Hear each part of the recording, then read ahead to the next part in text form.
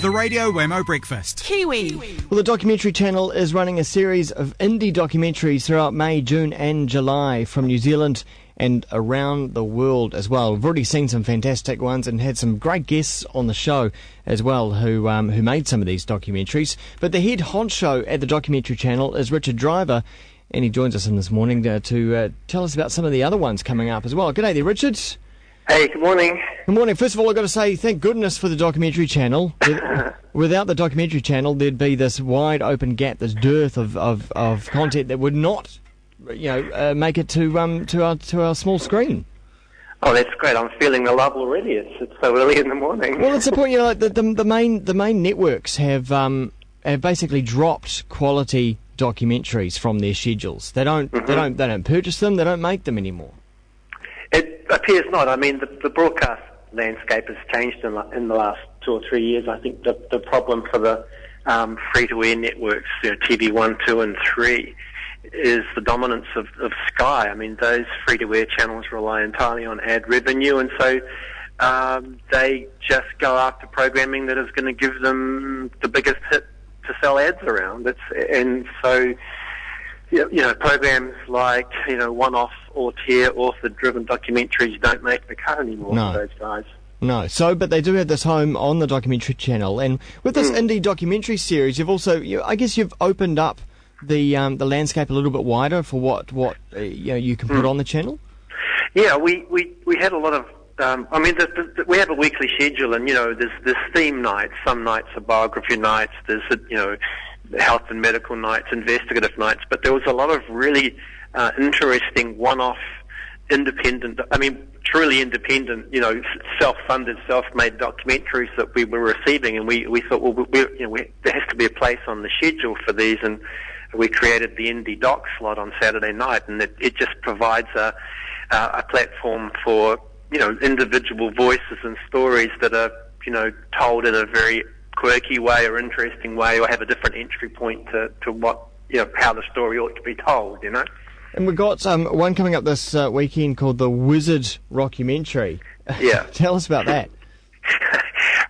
This is really interesting. It's a kind of a little bit of a new genre, if you like. It's like an indie rock genre. It's called the Wizard genre, and it's estimated, depending on who you talk to, that there's about 300 to 400 bands, mostly in the Northern Hemisphere, which are essentially creating music and lyrics and stories all within the realm of Harry Potter. So that's their world. That's what they write songs about. They become those characters, and naturally, given the success of J.K. Rowling's series of books, there's an immediate fan base for them there. It's a very adolescent fan base, and the bands themselves have a really nice kind of DIY philosophy about what they're doing in a great sense of fun. So it's kind of geeky, but it's a lot of enthusiasm and passion for Harry Potter.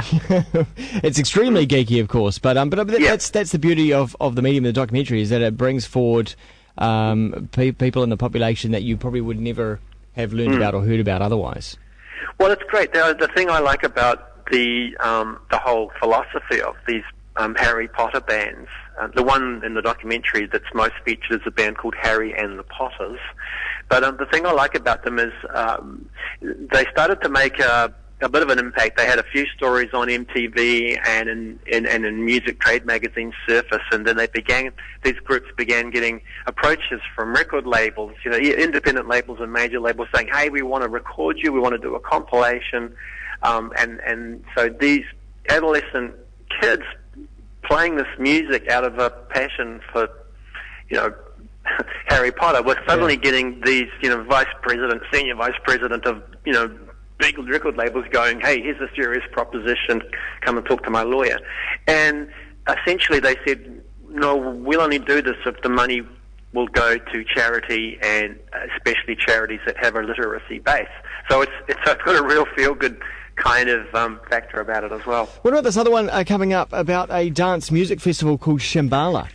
Shambhala. Yeah, Shambhala. This is like, I'm from the 70s generation. We used to have these huge 2 or 3 day festivals, it was the thing to do, and I don't think it's so common these days, but Shambhala is like one of the last of the big music, spiritual driven type, hangout festivals. It happens in the Rockies in Canada. It happens for over a 6-day period, and this documentary just basically, you meet the people who are organising the festival, you meet people who are going there, you meet the DJs and the musicians, and the various kind of alternative living type people that inhabit the fringes or of this festival. So it's a really kind of great observational series. There's no narration, and you just follow it, and you follow these characters, and it's a really great take on probably one of the last of these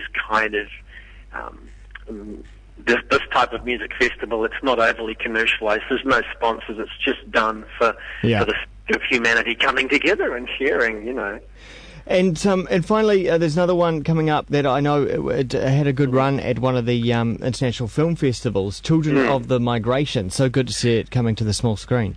Yeah, this is a New Zealand-made documentary. It's basically a kind of sense of place for those second and third generation children of the initial wave of Polynesian immigrants that started coming here in the 60s, and now you have this kind of situation where these people who came here for the opportunities, who in effect were given all the jobs like driving the buses and cleaning our offices, now there's the second and third generation of really attractive, educated, smart young brown people who have become this really big part of our entire cultural identity. So it's just kind of exploring that, seeing the parents now, their experience, and seeing how their children are in relation to them, and how they've kind of adapted to this whole new kind of culture and way of life and embraced it and have been successful. Very cool. And of course there's also the competition going on at the same time. Just by watching, you could possibly win a Vespa.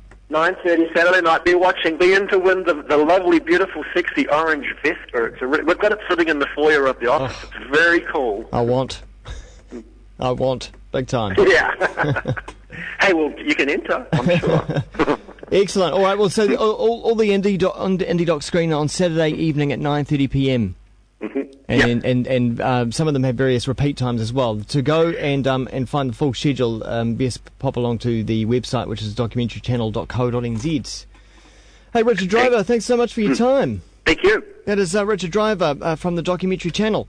Here is